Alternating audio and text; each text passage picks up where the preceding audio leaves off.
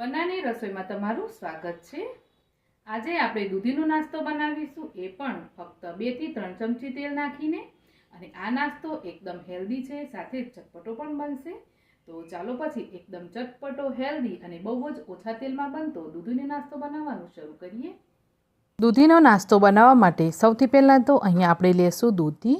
તો મેં અહીંયા 1 નંગ દૂધી લીધી છે, જે વજનમાં 300 થી 350 ગ્રામ જેટલી છે। અને દૂધી એકદમ ફ્રેશ, તાજી અને એકદમ કાચી લેવાની। એની અંદર બીનો ભાગ છે એ વધારે પડતો ન આવે એ રીતે લેવાની। તો સૌથી પહેલાં આપણે દૂધીને આ રીતે છોલીને તૈયાર કરીશું। ત્યાર પછી દૂધીને થોડું આગળ પાછળથી આ રીતે કટ કરી અને નાખી દેવાનું। અને હવે 1 મુઠ્ઠી જેટલી આપણે ખાટી આંબલી લેશું। આંબલીને આપણે અડધા કપ ગરમ પાણીની અંદર પલળવા માટે રાખી દેવાની છે। તો ટાઈમ હોય તો ઠંડા પાણીમાં રાખશો તો પણ ચાલશે, પરંતુ ફટાફટ તમારે પલાળવાની હોય તો આ રીતે ગરમ પાણીમાં રાખવાની, જેથી આંબલી જલ્દીથી સોફ્ટ થઈ જશે। હવે આપણે દૂધીને છોલીને રાખી એને 2 ટુકડા કરી આ રીતે છીણીથી એને સરસ છીણી લેવાનું। જો દૂધીની અંદર થોડા ઘણા બી હોય તો દૂધીનો આગળ પાછળથી જ એને આ રીતે છીણવાનું છે। અને વચ્ચેનો જે સોફ્ટ પાર્ટ હોય એ તમારે નાખી દેવાનો।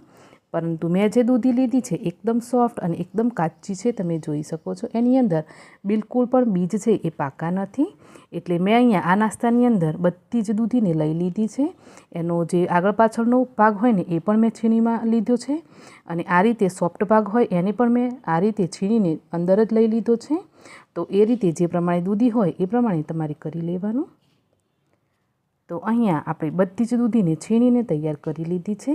તો હવે આપણે આ નાસ્તાને સ્ટીમ કરીને બનાવવાનો છે। તો મેં અહીંયા સ્ટીમર લીધું છે। સ્ટીમરની અંદર 2 ગ્લાસ પાણી રાખી અને આપણે આ પાણીને બોઇલ થવા માટે મૂકીશું। તો તમારી પાસે આ રીતે સ્ટીમર ના હોય તમે કોઈ પણ વાસણની અંદર પાણી ગરમ કરી શકો। હવે છીનેલી દૂધીને આપણે લઈ લેશું અને એની અંદર આપણે બધા મસાલાઓ કરીશું। તો અહીંયા 350 ગ્રામ જેટલી દૂધી છે, તો એ પ્રમાણે હું બધા મસાલાઓ કરીશ। તમે જે પ્રમાણે દૂધીને છીણીને લીધી હોય એ પ્રમાણે આમાં મસાલા કરી લેજો। તો સૌથી પહેલાં 1 ચમચી હું શેકેલા જીરાનો પાવડર એડ કરું છું, 1 ચમચી લાલ મરચું પાવડર, અડધી ચમચી ગરમ મસાલો અને 1 ચમચી હળદર પાવડર એડ કર્યો છે મેં। ત્યાર પછી 1.5 ચમચી કે સ્વાદ પ્રમાણે આપણે મીઠું એડ કરી દઈશું। તો હવે ધાણા જીરું પાવડર મારી પાસે અત્યારે ખલાસ હતો, મેં નથી એડ કર્યો। તમારી પાસે હોય તો ધાણા જીરું પાવડર પણ આમાં એડ કરજો। ત્યાર પછી આદુ લસણ મરચાંની પેસ્ટ આની અંદર 2 ચમચી એડ કરવાની છે। તો અત્યારે આદુ લસણ મરચાંની પેસ્ટ હું ન એડ કરતાં આની અંદર હું ગ્રીન ચટણી મારી પાસે બનાવેલી છે, તો 1 ચમચી મેં ગ્રીન ચટણી એડ કરી દીધી છે। ત્યાર પછી 1 મોટી ચમચી મેં દહીં એડ કર્યું છે।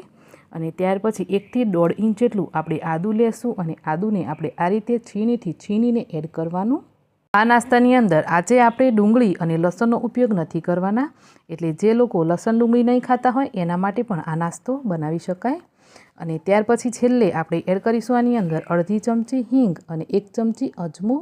અજમાને આ રીતે હાથમાં લઈ અને થોડો ક્રશ કરીને એડ કરવાનું છે।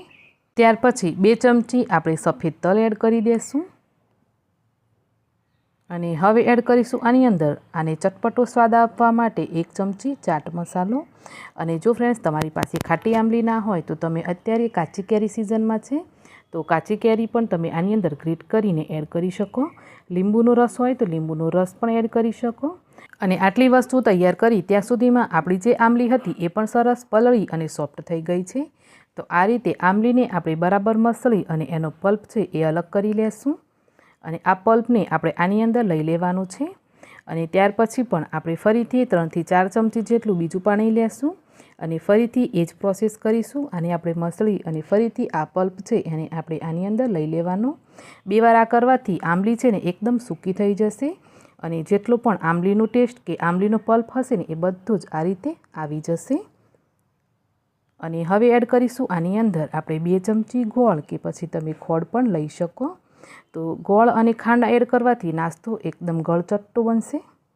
2 ચમચી સમારેલા લીલા મરચાં એડ કરી દઈશું। ત્યાર પછી ખાસ્સા બધા એવા ધોઈ સમારી અને લીલા ધાણા લઈ લેવાના। ધાણાની ક્વોન્ટિટી જેટલી પણ તમે વધારે રાખશો ને એટલો જ નાસ્તો સ્વાદિષ્ટ બનશે। તો તમને જે પ્રમાણે પસંદ હોય ધાણાનો ટેસ્ટ એ પ્રમાણે આમાં લઈ લેજો। હવે આપણે બધી જ વસ્તુને મસળી અને મિક્સ કરી લેવાની।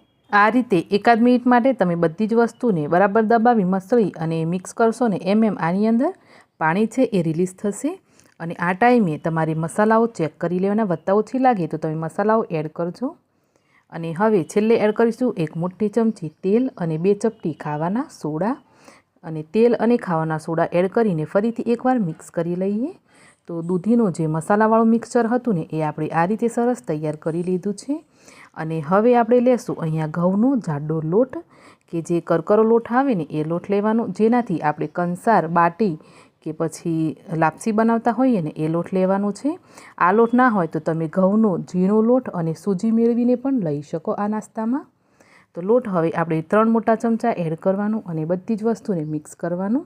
તો આ રીતે જેમ જેમ જરૂર લાગે એમ તમારે આની અંદર ઘઉંનો જાડો લોટ એડ કરતા જવાનું અને આ લોટ બાંધીને તૈયાર કરવાનું છે. હવે આની અંદર આપણે પાણી કે કોઈ પણ લિક્વિડ વસ્તુ એડ નથી કરવાની. જેટલું પણ દૂધી, ગોળ અને આંબલીનું પાણી છે એની જ અંદર આપણે લોટ બાંધીને તૈયાર કરવાનો. તો જેમ જેમ લોટની જરૂર લાગે એમ આની અંદર તમારે થોડો થોડો કરી લોટ એડ કરતા જવાનું અને આ લોટ બાંધીને તૈયાર કરવાનો છે. તો લોટનું અહીંયા કોઈ પરફેક્ટ મેઝરમેન્ટ નથી, કેમ કે જેટલું પણ દૂધી તમે લીધી હોય એ પ્રમાણે આની અંદર લોટની જરૂર પડશે. જો દૂધી એકદમ કૂણીને કાચી હશે તો એનું પાણી વધારે નીકળશે, તો લોટ તમારે થોડો વધારે લેવો પડશે. અને જો દૂધીની અંદર થોડું પાણી છે એ સુકાયેલું હશે તો આની અંદર તમારે થોડો ઓછો લોટ લેવો પડશે. તો એ રીતે જેટલું પણ જરૂર લાગે એટલો તમારે લોટ એડ કરતા જઈ અને આ લોટ બાંધીને તૈયાર કરવાનો. મારે અંદાજિત 2.5 થી 3 કપ જેટલો લોટ આની અંદર જરૂર પડી છે. અને આ રીતે આપણે લોટ બાંધીને તૈયાર કરી લીધો છે. તો લોટ છે ને એ તમારે વધારે કઠણ નથી બાંધવાનો.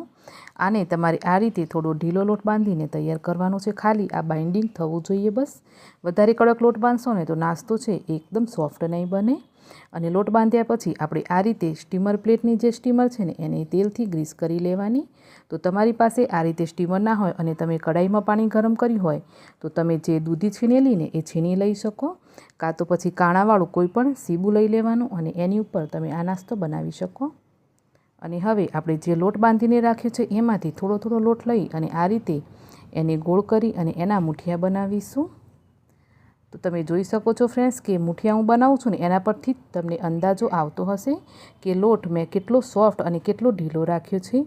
જો આ રીતે તમે એકદમ સોફ્ટ ઢીલો લોટ રાખી અને આ મુઠિયા બનાવશો ને તો મુઠિયા એકદમ મીઠા અને બહુ જ સ્વાદિષ્ટ બનશે. એટલે લોટનું પ્રમાણ તમારે જેટલું જરૂર લાગે ને એટલું જ એડ કરવાનું, વધારે પડતું એડ નહીં કરવાનું. જો નાસ્તાની ક્વોન્ટિટી ઓછી લાગે અને વધારવી છે તો તમારે દૂધી છે એનું પ્રમાણ વધારે લઈ લેવાનું અને લોટનું પ્રમાણ આ રીતે ઓછું રાખીને જ આ નાસ્તો બનાવવાનો, જેથી દૂધીનો સ્વાદ છે ને બહુ જ મસ્ત આવશે અને નાસ્તો સોફ્ટ અને ખાવાનું મન થાય ને એવો બનશે. બીજી બાજુ અહીંયા આપણે જે સ્ટીમ કરવા માટે પાણી મૂકેલું એ પાણી પણ સરસ સ્ટીમ થઈ ગયું છે. તો હવે આપણે ઢાંકણ બંધ કરવાનું છે. ઢાંકણને તમારે સીધું જ આને બંધ નથી કરવાનું. આ રીતે રૂમાલ કે કોઈ પણ કપડું બાંધી અને એને રબરથી બાંધી દેવાનું અને ત્યાર પછી તમારે ઢાંકણ ઢાંકવાનું, જેથી આ નાસ્તો છે ને એ સરસ સૂકો બનશે. ઘણીવાર કેવું થતું હોય કે આપણે ઢોકળા, પાતરા અને આ રીતે મુઠિયાને બાફતા હોઈએ ને ત્યારે સીધું ઢાંકણ બંધ કરી દઈએ તો એની વરાળથી એની ઉપર પાણી બહુ જતું હોય છે અને એનાથી નાસ્તો આપણો એકદમ ઢીલો અને એકદમ પાણી થતો હોય. આ રીતે કરવાથી એવું નહીં થાય. અને હવે આપણે મુઠિયાને અડધો કલાક માટે સરસ મીડિયમ ગેસ ઉપર સ્ટીમ કરી લીધા છે. તો ચાલો, અહીંયા આપણા મુઠિયા સ્ટીમ થઈને તૈયાર થઈ ગયા છે. તો મુઠિયા છે ને એ આપણે આ રીતે થોડા પાતળા રાખેલા, એટલે આપણા અડધો કલાક જેટલા ટાઈમમાં સ્ટીમ થઈ ગયા. તમે જાડા રાખ્યા હોય ને તો ટાઈમ થોડો વધારે જશે. અને આ રીતે ચપ્પુ નાખીને ચેક કરશો ને તો તમને ખ્યાલ આવી જશે કે મુઠિયા સરસ બફાઈ ગયા છે. તેમ છતાં તમે આ રીતે થોડો મુઠિયાનો ટુકડો હાથમાં લઈ અને આ રીતે એની ગોળી વાળશો ને તો જરાય પણ આ લોટ છે ને એ હાથમાં નહીં ચોંટે. મતલબ કે આપણા મુઠિયા સરસ સ્ટીમ થઈ ગયા છે. તમે થોડું તોડીને ખાઈને પણ ચેક કરી શકો. અને હવે મુઠિયા ઠંડા થાય એટલે આપણે એને કટ કરી લેવાના. તો આ રીતે નાના મોટા તમને જેવા પણ કટ કરવા હોય એવા તમે કટ કરી શકો. કટ કર્યા વગર તમારે રોલને વઘાર કરવો હોય ને તો રોલમાં પણ વઘાર કરી શકાય, પરંતુ આ રીતે આપણે સરસ એને કટ કરી લેશું અને ત્યાર પછી એનો વઘાર કરીશું. તો અહીંયા મુઠિયાને હું તમને બતાવું ને તો તમે જોઈ શકો છો ફ્રેન્ડ્સ કે મુઠિયા કેટલા સોફ્ટ અને કેટલા સરસ દેખાઈ રહ્યા છે. તો ચાલો, વઘાર કરવા માટે આપણે 2 મોટા ચમચા જેટલું તેલ લેશું, અડધી ચમચી રાઈ એડ કરીશું અને ત્યાર પછી 2 થી 3 ચમચી જેટલા સફેદ તલ એડ કરી દેવાના. ત્યાર પછી થોડો મીઠો લીમડો એડ કરીશું. આ બધી જ વસ્તુ તૈયાર થાય એટલે આપણે જે બનાવ્યા મુઠિયા એ મુઠિયા આની અંદર એડ કરી દઈશું અને મુઠિયાને મિક્સ કરી લેવાનું. તો મીડિયમ ફ્લેમ ઉપર તમારે 2 મિનિટ માટે સરસ મુઠિયાને ફેરવતા રહેવાનું. અને ત્યાર પછી છેલ્લે હવે આપણે થોડા લીલા દાણા એડ કરી દઈશું. તો ચાલો પછી અહીંયા આપણા એકદમ ટેસ્ટી દૂધીના મુઠિયા બનીને તૈયાર છે. આ રીતને ફોલો કરી અને તમે દૂધીના મુઠિયા બનાવીને જરૂરથી ટ્રાય કરજો. તમે ખાતા રહી જાઓ ને એવા દૂધીના મુઠિયા બનીને તૈયાર થશે. તો ફ્રેન્ડ્સ, આજની તમને દૂધીના મુઠિયાની રેસીપી કેવી લાગી મને કોમેન્ટ કરીને જરૂર કહેજો. રેસીપી ગમી હોય તો વિડીયોને લાઇક શેર જરૂર કરજો અને ચેનલ ઉપર નવા હોવ ને ચેનલને સબસ્ક્રાઈબ ના કરી હોય તો જરૂરથી ચેનલને સબસ્ક્રાઈબ કરજો. તો મળીશું એક આવી જ નવી રેસીપી સાથે. આવજો.